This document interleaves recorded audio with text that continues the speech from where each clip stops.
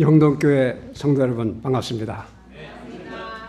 이렇게 얼굴 보니까 참 우리 집에 온 것 같고 이 동네 오니까 너무 감회가 깊습니다.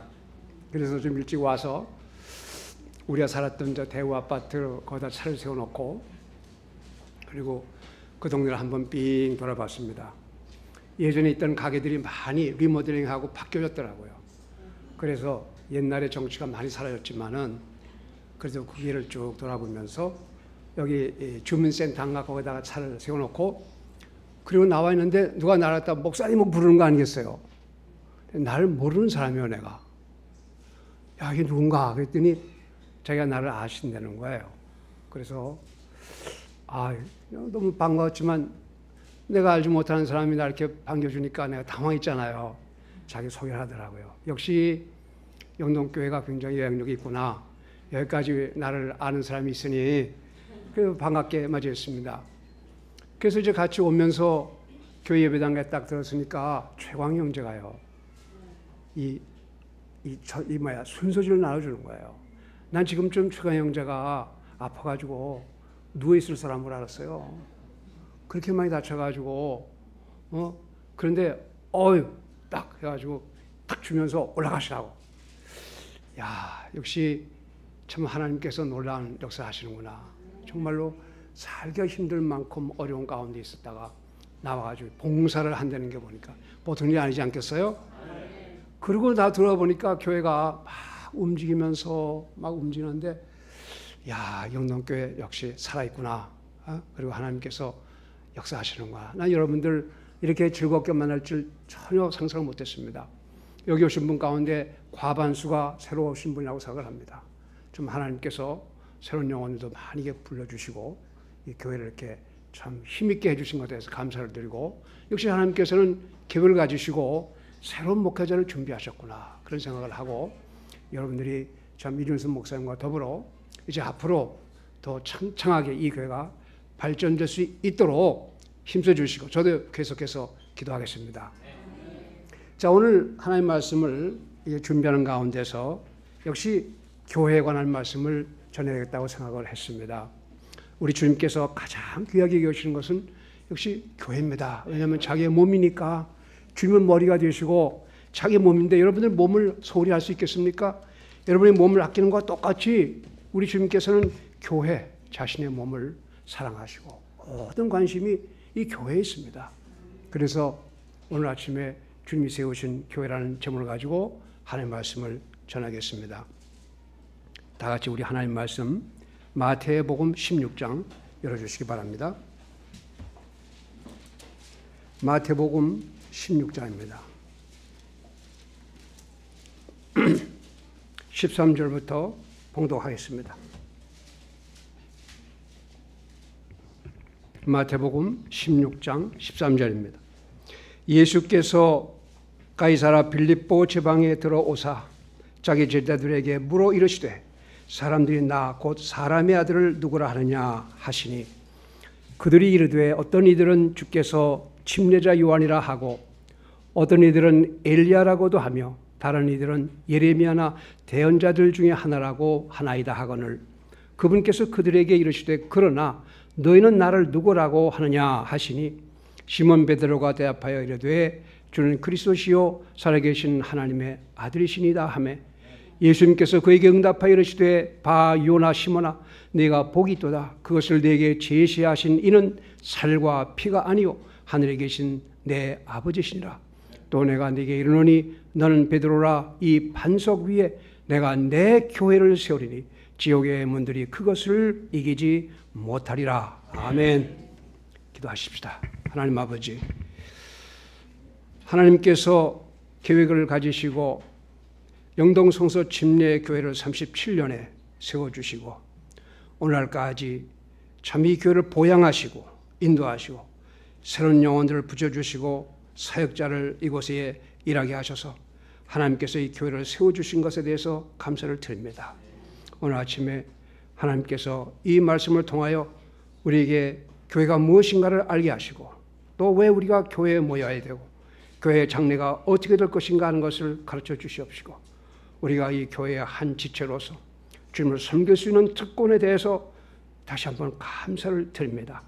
이 말씀으로 축복하시고 하나님 모든 교회 성도들이 교회의 중요성을 다시 한번 깨닫게 하시고 또 주님을 섬기는 이 교회가 번창할 수 있도록 하나님께서 인도해 주시옵소서. 우리 주 예수 그리스도 이름으로 기도하옵나이다. 아멘. 마태복음 16장은 주님의 사역에 있어서 매우 전환기를 우리에게 보여주는 놀라운 장입니다. 여기서 처음으로 예수님께서 이 땅에 남겨두실 교회를 언급하셨어요. 교회. 그리고 여기서 예수님께서 십자가에 죽으실 것과 그리고는 십자가에서 처형된 다음에 부활하실 것을 여기서 처음으로 제자들에게 보여주신 것입니다. 예수님께서 이방인의 도시인 가이사라 빌립보 지방에 들어가셨을 때 제자들에게 물으셨습니다. 사람들이 나를 누구라 하느냐? 자, 이거 굉장히 중요한 질문입니다. 사람들이 나를 누구라 하느냐? 그랬더니 제자들이 대답을 했습니다. 예수님을 침례자 요한이라고도 하고 또 어떤 이들은 이 엘리야 또 에레미야 또 대언자들 구구 이런 사람 저런 사람 많습니다. 한마디로 말해서 잘 모른다는 것이죠. 예수님은 그 당시에 사람들이 잘 몰랐습니다. 그런데 관심은 그일이 아니라 예수님은 그러면 너희는 날 누구라고 하느냐. 오늘 교회 나가는 사람들 가운데 예수님이 누구라는 것을 잘 모르고 믿는 사람도 많습니다. 모르고 믿는 것을 우리는 미신이라고 합니다. 그래 남이 나가니까 나가서 그죠? 저 찬송 부르니까 찬송 부르고 기도하니까 기도하고 그리고 말씀드리니까 말씀 듣고 그냥 그러고 실제로 예수님이 누구시고 나와 무슨 관계가 있나는 것에서 심각하게 생각하는 사람들 그렇게 많지 않은 것 같습니다. 그때에 시몬 베드로가 담대하게 말했습니다. 주는 그리스도시요 살아계신 하나님의 아들이십니다. 얼마나 간결하면서도 확실하게 이걸 얘기했을까요? 주님께서는 그리스도란 말, 하나님께서 우리에게 약속하신 구원자란 말이에요. 그리고 살아계신 하나님의 아들 바로 그분입니다. 이 예수님을 감동을 줬어요. 야 시몬아, 이걸 네게 알게 한 것은 네 자신이 아니라 하늘에 계신 아버지께서 너에게 알게 하신 것이니라. 하나님이 아니시면 어떻게 우리가 예수 그리스도를 주라고 신할 수가 있겠습니까? 네? 하나님이 하시는 일입니다. 자, 이렇게 한 다음에 곧 이어서 오늘의 가장 중요한 말씀 바로 16장 18절을 말씀합니다. 또 내가 네게 이르노니 너는 베드로라. 이 반석 위에 내가 내 교회를 세우리니 지옥의 문들이 그것을 이기지 못하리라. 주님께서 여기 말씀하시는 이 교회는 아직 완성되지 않았습니다. 주님께서 세우시고 쭉 지금부터 빌드업한다. 일어나간다 이 말입니다. 아직도 복음을 전하고 영혼을 구원하심으로써 그분의 교회가 이루어져 나가고 있습니다. 지금도 교회는 이루어져 나가고 있습니다. 주님이 세우신 이 교회는 돌과 나무로 된 것이 아니라 생명을 가진 산돌, 구원받은 성들로 이루어진 교회가 이것이 참다운 교회인 것입니다.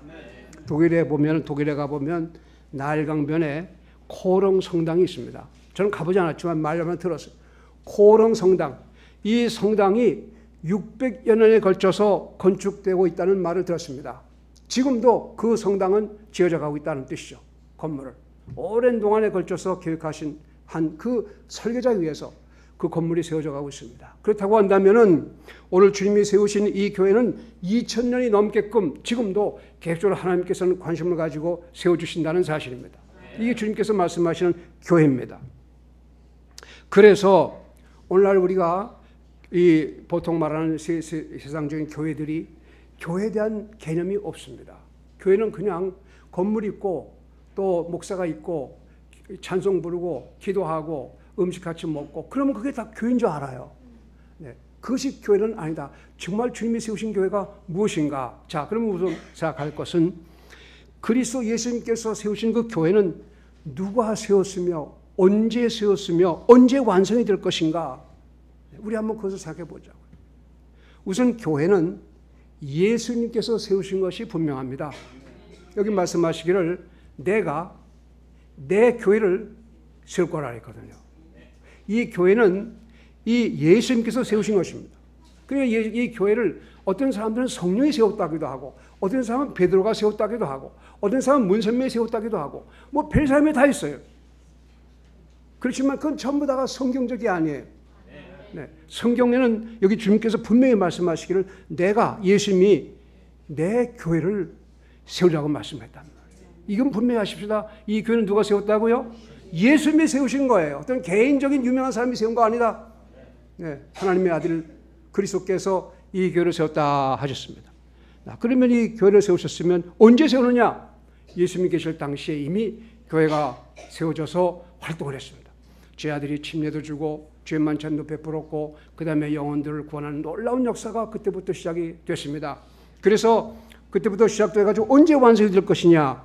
예수님께서 공중 재림하셔서 신부를 취해갈 때, 교회를 취해갈 때, 그때 비로소 교회가 완성이 될 것입니다.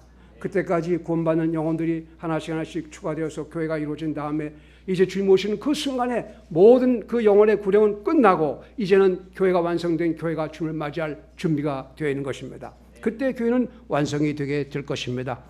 그래서 이 교회는 오늘날도 여러분과 나는 이 교회를 세우기 위해서 주님과 함께 주님의 도우심을 받아서 교회가 지금도 세워지고 있다는 사실에 대해서 우리는 확실히 알 필요가 있습니다. 이와 같이 예수님께서는 교회의 건축자시다. 건축하시는 분이다. 예수님께서는 교회를 세우시는 분뿐만 아니라 설계하시고 그 다음에는 그 교회를 유지하시고 그 교회에 힘을 불어넣어 주시고 그 교회에 대한 모든 것을 살피시는 분이 바로 예수님이신 것입니다. 교회에 성실한 회원이 한 사람 죽었다고 해서 아니면 그 목사가 갈려서 떠났다고 해서 교회가 없어집니까? 그렇지는 않습니다. 교회는 지옥의 권세가 이길 수 없다고 말씀했습니다. 주님 오실 때까지 지속적으로 주님께서 자기의 몸으로 보양을 하시고 지켜주신다고 말씀을 했습니다. 예수님께서는 위대한 건축자시다. 그런가 하면 예수님께서는 교회의 소유주입니다. 교회를 창립한 목사의 물이 아닙니다. 아니면 교회를 이루고는 성도들의 소유물도 아닙니다. 교회는 전적으로 사람의 소유가 아니라 주님 자신의 것이다 이 말이에요. 내가 내 교회를 세운다고 말씀했습니다. 주님의 교회다고 말씀을 하셨습니다. 그래서 여기 보면 그분께서 몸 곧 교회의 머리시니라. 그분께서 시작이시요 죽은 자들로부터 처음 나신 자니 이것은 그분께서 으뜸이 되게 하려 하심이라. 주님이십니다. 그래서 주님께서 교회의 유일한 목자시요 그 밑에 일하는 사람들이 바로 여러분과 내가 주님의 도우심을 받아서 주님을 세우신 그 교회를 세우고 있습니다. 그래서 이 말씀의 모든 뜻은 이 우리 모든 성들의 주인은 바로 예수님이시다 하는 것을 우리에게 말씀하고 있는 것입니다. 자, 혹지 않은 교회는 베드로 위에 세웠다는 사실을 사람들은 믿기를 좋아합니다. 가톨릭에서는 본문 말씀을 가지고 너는 베드로라 내가 이 반석 위에 내 교회를 세웠다는 그 말씀을 딱 집어가지고 베드로 이 반석 위에 내 교회를 세웠기 때문에 이 가톨릭이야말로 유일한 하나님이 세우신 교회라고 주장을 합니다. 그렇지만은 성경의 어느 다른 부분도 아니면 베드로 자신도 자기 위에 교회 세우겠다는 말을 한 적이 전혀 없습니다. 주님께서는 베드로를 감동하셔서 편지를 2개 쓰게 했는데 베드로전서와 베드로후서입니다. 여기 읽어보면은 거기에는 교회가 주님이 반석이 되어서 그 위에 기초석이 되어서 지어졌다고 했지 베드로가 자기가 교회 기초라고 말한 적이 없습니다. 이걸 우리가 분명하십시다. 왜 제가 이걸 강조하냐면은 모든 이 개신교들의 모든 그 기초가 천주교에서 나왔고 천주교의 믿음이 바로 여기 있기 때문에 사람들이 오해를 하기 시작을 하기 때문에 그렇습니다. 우선 한번 생각해 보십시다. 베드로는요 예루살렘 교회의 담임 목사가 아니었습니다. 사무엘 때 누가 사무엘을 주장했습니까? 야고보였습니다. 주의 형제 야고보가 그 교회의 모든 것을 했습니다. 베드로가 담임 목사가 아니었다는 사실입니다. 베드로는 가난했습니다. 그렇지만 교황들은 어떻습니까? 화려한 옷을 입고 보석을 다 달고 황금 모자를 쓰고 이루 말할 수 없이 하나님과 똑같은 지위에 자신을 나타내기 위해서 휘황찬란한 옷을 입고 있습니다. 베드로는 그렇게 하지 않았습니다. 가난하고 그는 어부였습니다. 성전 미문에 앉아서 있는 구걸하는 자에게 그가 이렇게 외쳤습니다. 금과 은은 내게 없거니와 내가 가지고 있는 것은 네게 명하노니 일어나 걸어라. 베드로는 자기가 금과 은이 없다 그랬어요. 베드로는 가난한 어부였습니다. 교황이 아니었어요. 베드로는 무호성을 주장하지 않았습니다. 오늘날 교황은 오류가 없다고 말합니다. 교황은 모든 말이 전부 다가 진리라고 말하지만 거짓말입니다. 왜? 베드로는 무호성을 주장하지 않았습니다. 그는 허물이 많은 자였습니다. 그 예수님 앞에서 뭐라고 기도했는지 아십니까? 나를 떠나소서, 나는 죄인으로소이다 그랬어요. 그런 사람이 어떻게 무호하다고 할 수 있겠습니까? 베드로는 아내를 데리고 다녔습니다. 예수님이 그의 장모의 열병을 고쳐줬습니다. 오늘날 교황들은 아내가 없다고 하지만 그러나 베드로는 아내를 가지고 있습니다. 그러므로 베드로 위에다가 교회 세웠다는 것은 허구입니다. 그것은 절대 잘못되는 것을 우리에게 보여주고 있습니다. 그러면 오늘 우리가 생각해야 할 것은 교회가 세워지는 방법에 대해서 한번 생각해 보십시다. 교회는 어떻게 세워지는가? 오늘 주님께서는 이 교회가 세워지기 위해서 여러 가지의 요소를 우리에게 주었습니다. 우선 맨 처음에 하나님의 말씀이 교회를 세웁니다. 하나님의 말씀이 교회를 세웁니다. 예수님께서 의미하는 이 교회의 기초는 예수 그리스도 살아계신 하나님의 아들이야 하는 그 말씀인 자신을 말하는 겁니다. 이 자신 예수 그리스도, 바로 그 자신 위에 하나님의 주님의 교회가 세워진다는 것을 우리에게 보여주고 있습니다. 말씀은 곧 예수 그리스도입니다. 예수 그리스도는 곧 말씀입니다. 바로 그 위에 주님께서 자신의 교회를 세운다고 말씀을 하셨어요. 요한복음 1장 1절과 14절을 보면은 처음에 말씀이 계셨고 이 말씀이 하나님과 함께 계시니 이 말씀이 곧 하나님이시니라. 말씀이 육신이 되어 우리 가운데 거하심에 우리가 그분의 영광을 보니 아버지의 독생하신 영광이요 은혜와 진리가 충만하다고 말씀했어요. 예수님께서 그 말씀인데 그 말씀이 흔들리지 않는 말씀이 영원한 말씀이 그것이 교회를 지탱하고 예수 그리스도가 그 교회를 반석으로서 오늘날까지 지탱하고 있단 말입니다. 그러니 누가 그 교회를 물릴 수가 있겠어요? 말씀이 계시는데. 참다운 교회는요 말씀 중심으로 서 있습니다. 제가 이제 일주일에 한 달에 한 번씩 저희 동창 모임인 신우에 가서 말씀을 전할 기회가 있어요.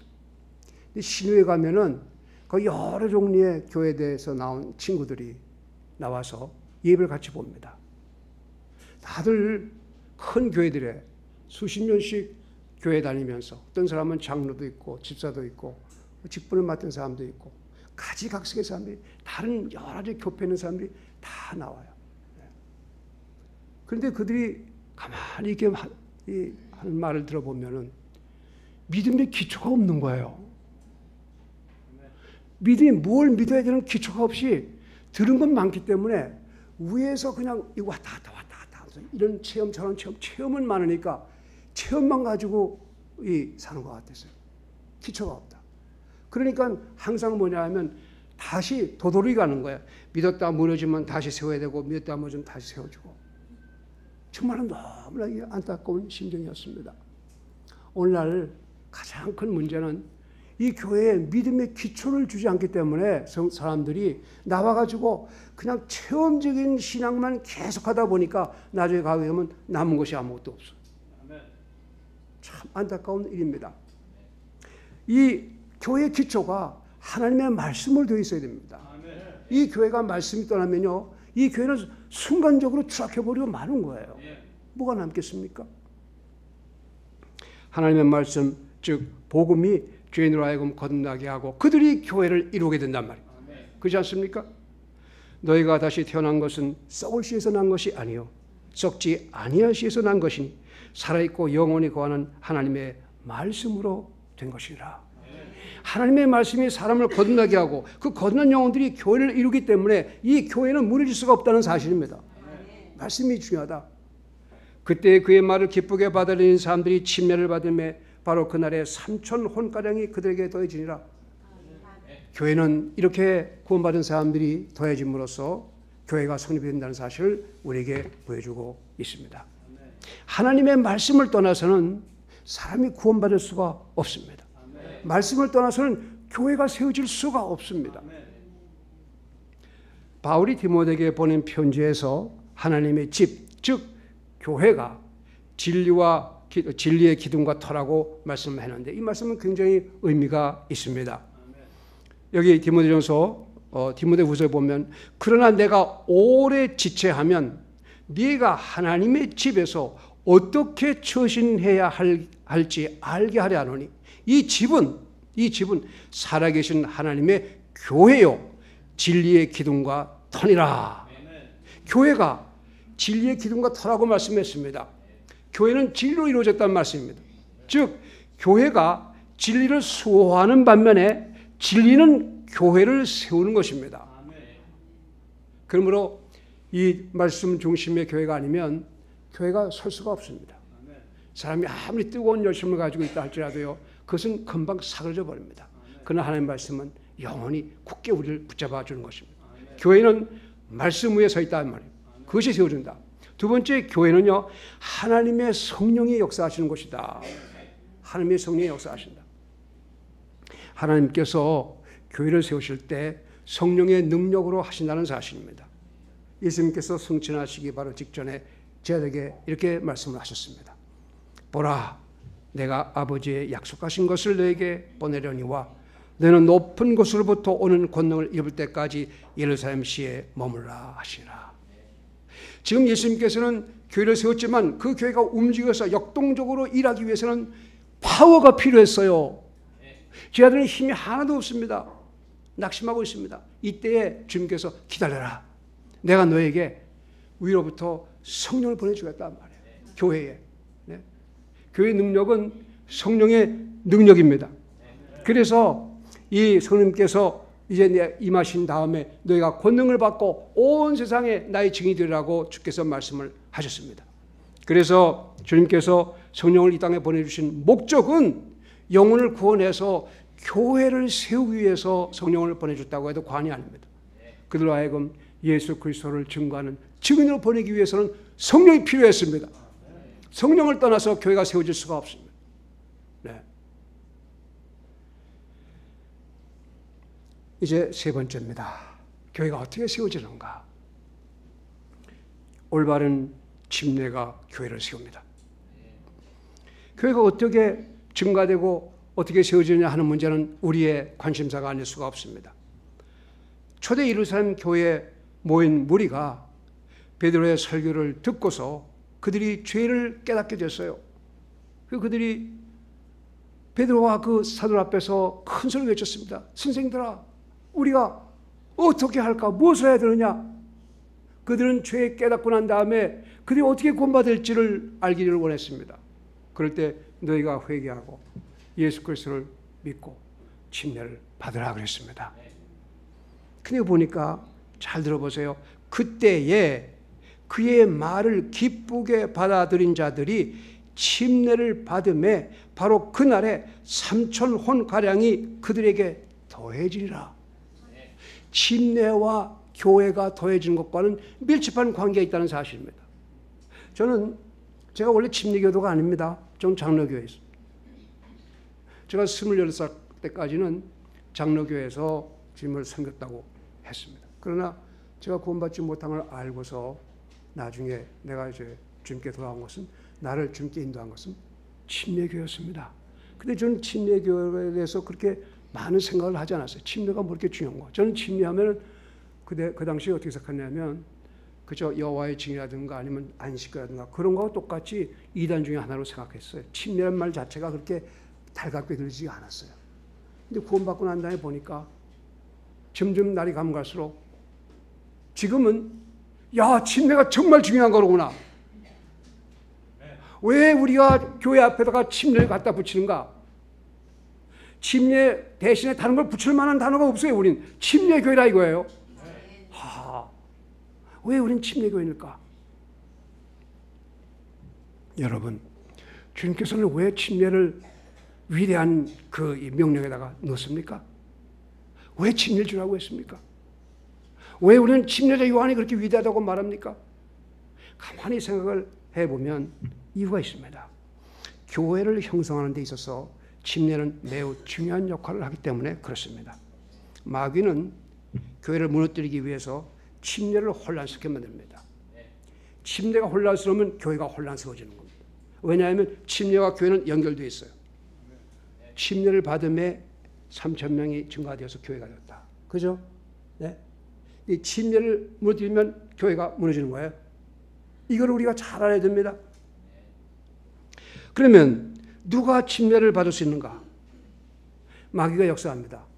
침례 어린아이는 용서해 줄 수 있다. 네. 그 침례 받는 자기를 갖다가 모호하게 만들어버리는 거예요. 유아세리가 있지 않습니까? 그러니까 침례를 누가 받느냐는 자격을 흔들물어서 이것만 흔들어 놓으면 교회는 흔들어지는 거 아니겠어요? 잘 한번 생각해 보세요. 그래서 이제 누가 침례 받을 수 있냐 하는 것은 기독교 역사 중에서 아주 중요한 이슈예요. 누가 침례 받을 수 있느냐.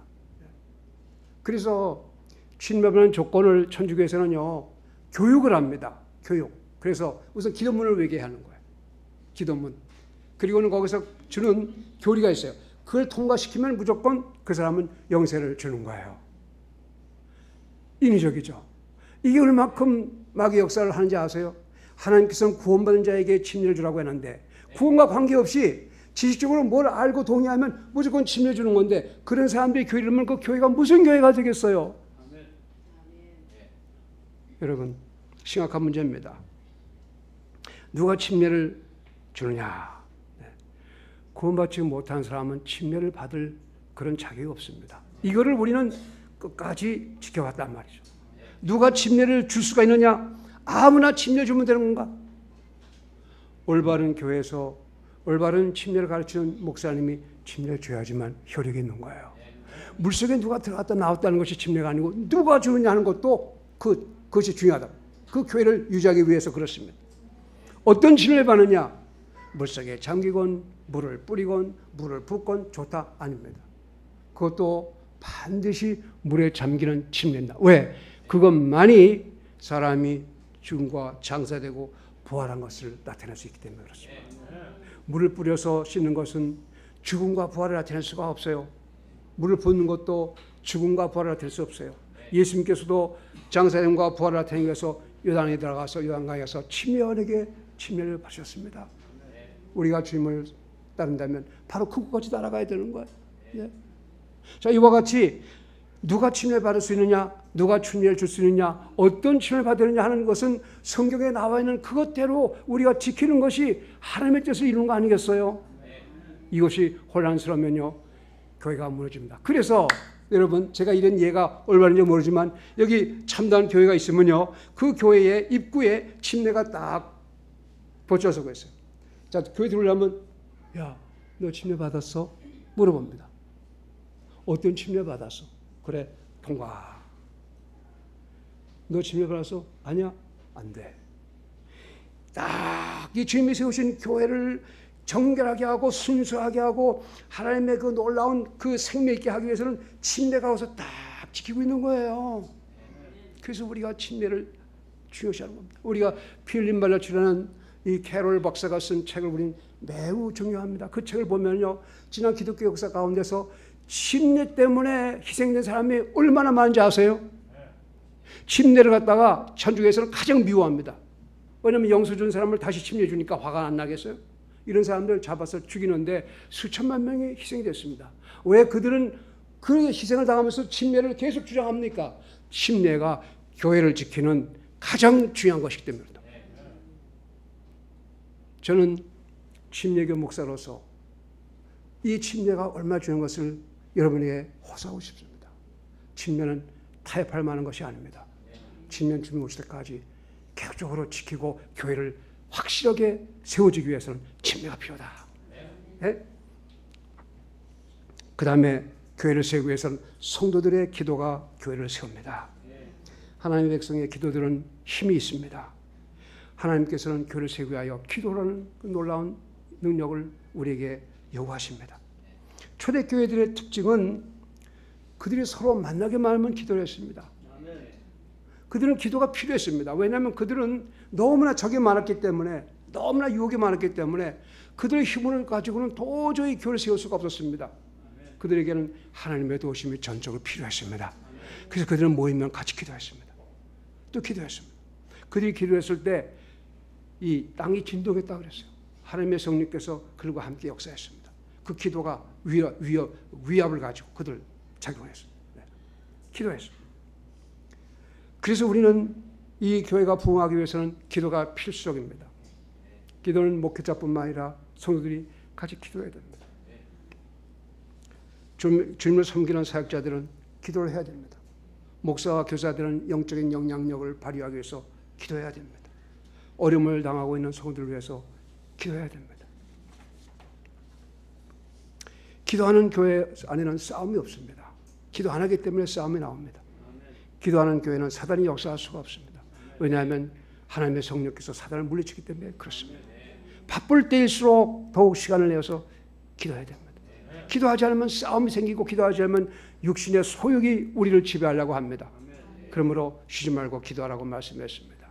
우리 교회도 기도를 해야 됩니다. 여러분의 문제가 있을 때는 기도부터 시작을 해야 됩니다. 그러면 하나님께서 그 교회를 세워주시는 겁니다. 기도하는 그 사람들을 무찌를 수 있는 세력이 세상에 없습니다. 하나님께서 역사하기 때문에 그렇습니다. 마지막으로 교회를 세우는 것은 성도들의 사랑입니다. 고린도 교회가 분열되고 파당이 생겼습니다.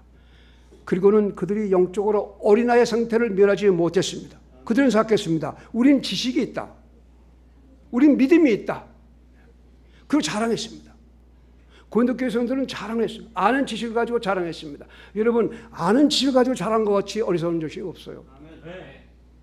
지식은 사람을 넘어지게 하지만 사랑이 우리를 세운다고 말씀하지 않았어요? 그렇죠? 고린도 교회는 그래서 막 파당이 생기고 나뉘어지고 시끄럽고, 그리고 교회들 가운데 가장 육신적인 교회가 고린도 교회였습니다. 그들은 교만했습니다. 그들은 자랑하고 방언을 자랑했습니다. 믿음을 자랑했습니다. 그러나 그 교회는 혼란스러웠습니다. 바울은 고린도 교회에게 꼭 필요한 것이 사랑이라는 것을 알았습니다. 그래서 여러분 잘 아는 사랑장, 그것을 고린도 교회에게 보낸 것입니다. 고린도 교회에게는 사랑이 필요했습니다. 사랑은 오래 참고 친절하며, 사랑은 시기하지 아니하며, 사랑은 자기를 자랑하지 아니하며, 우쭐대지 아니하며, 무례히 행동하지 아니하며, 자기 것을 추구하지 아니하며, 쉽게 성내지 아니하며, 악을 생각하지 아니하며, 불법을 기뻐하지 아니하고 진리를 기뻐하며, 모든 것을 참으며, 모든 것을 믿으며, 모든 것을 바라며, 모든 것을 견디느니라. 여러분, 사랑입니다. 사랑은 견디는 것입니다. 이것이 교회를 세우는 것입니다. 요한복음 13장 45절에 주님께서 말씀하셨습니다. 너희가 서로 사랑하면 사람들이 너희가 내 제자인 줄 알리라. 그리스도의 제자가 표를 달 수 있다는 것은 사랑밖에 없습니다. 사랑. 그리고 히브리서 10장 25절에 서로를 살펴보아 사랑과 선한 행위에 이르도록 격려하고 모이기를 힘쓰고 서로 권면하라 말씀했습니다. 자, 이와 같이 하나님께서는 주님이 교회를 세우시는데 여러 가지의 교회를 세우는 요소들을 우리에게 주었습니다. 말씀과 성령입니다. 예? 침례를 통해서 지켜주십니다. 그리고 그리스도인들의 기도와 사랑을 통해서 교회를 단단하게 세워주신단 말이에요. 우리 교회에겐 바로 이것이 필요합니다. 우리 영동성서 침례가 앞으로 더 발전하기 위해서는 이런 요소가 다 필요합니다. 우리 안에 어떠한 잡음이라든가 어떠한 문제가 있을 때는 우리는 기도해야 됩니다. 그 하나님의 도우심을 구해야 됩니다. 그러면 그 문제가 해결되게 될 것입니다. 미국의 위대한 설교자, 목사였던 톰 말론이라는 목사님 계십니다. 저도 그분의 설교를 자주 듣습니다. 소리도 듣지 못하고 신문을 통해서 듣습니다. 톰 말론, 아주 훌륭한 하나님의 종입니다. 그런데 그분은 미국의 근본주의 교회들이 분열되고 약화되고 서서히 감소되는 것을 안타깝게 여겼습니다. 그래서 그는 힘 안 들이고 교회를 죽이는 방법이란 제목으로 설교를 했습니다. 참 제목이 이상하죠? 힘 안 들이고 교회를 죽이는 방법. 알고 싶습니까, 여러분들? 우리가 이렇게 하면은 교회를 넘어지게 할 수 있습니다. 근데 쉬워요. 그 첫째가 뭐냐면 예배에 참석하는 것을 태만히 하라. 대수에서 모이지 말라는 거예요. 근데 영적으로 약한 사람들은요, 핑계가 그렇게 많아요. 아, 목사님 결혼식이요. 아유, 뭐 해가지고 그거면 무조건 교회 안 나와도 되는 것 같이 생각해요. 여러분, 주님과의 약속이 중요합니까? 사람과의 약속이 중요합니까? 이런 마음 판단해 보세요. 여러분, 우리가 주님을 정말 사랑한다면 이 모이는 것을 피하지 말라고 하신 말씀을 순종해야 됩니다. 그런데 교회를 넘어뜨리면 간단해요. 교회 슬슬 안 나오기 시작하면 돼요. 네? 목사님 혼자 나오고 오늘 여기 나왔다가 저서 안 나오고 여기 안 나오고 잠깐만 교대로 가세요. 네? 안 나와요. 그러면 교회는요 얼마 안 가서 힘이 다 빠져버리고 말아요. 두 번째 뭐냐? 교회 프로그램에 관심을 갖지 말고 참여하지도 말아라. 교회가 뭘 하는데 이건 목사님하고 몇 사람하고 우린 관계없으니까 안 가요. 알았죠? 하고 핑계 들고 나오죠. 교회가 무슨 일을 하려면 협조를 안 한단 말이에요. 개인 플레이 한단 말이에요. 그래서 교회 프로그램에 관심 갖지 말고 참여하지도 말라. 그러면 교회는 서서히 무너진다. 세 번째, 교회가 무엇을 필요로 하는가에 대해서 관심도 갖지 말아라. 재정적 문제에 대해서는 교회가 다 남이고 난 필요해도 상관없다. 난 나만 잘 살면 된다. 교회에 대한 관심이 없는 거죠. 무엇을 필요하는가에 대해서 관심을 갖지 말아라. 네 번째, 교회 형제 자매에게 불평하고 화를 내라. 아멘.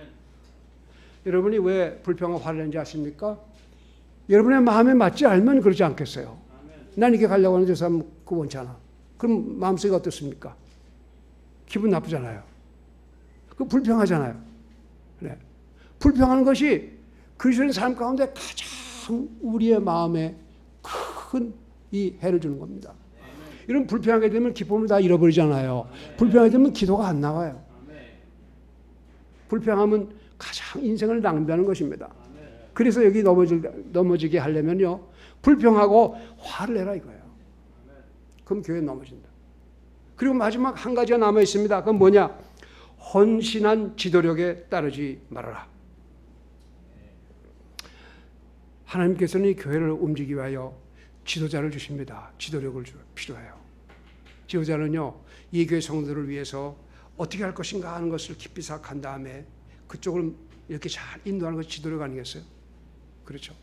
그런데 교회가 넘어지게 하려면요, 지도력에 대해서 거부하라. 그건 옳지 않습니다. 난 그걸 생각하지 않습니다.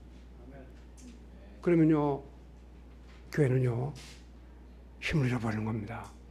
여러분, 우리는 하나님이 세우신 종을 하나님께서 세웠다는 사실에 대해서 생각해 보시기 바랍니다. 하나님의 종이 약화되면요, 교회가 약화되는 거예요. 우리는 하나님의 종을 위해서 정말로 진지한 마음을 가지고 기도해야 됩니다. 하나님의 종이 세워져야지만 교회가 세워지는 거예요.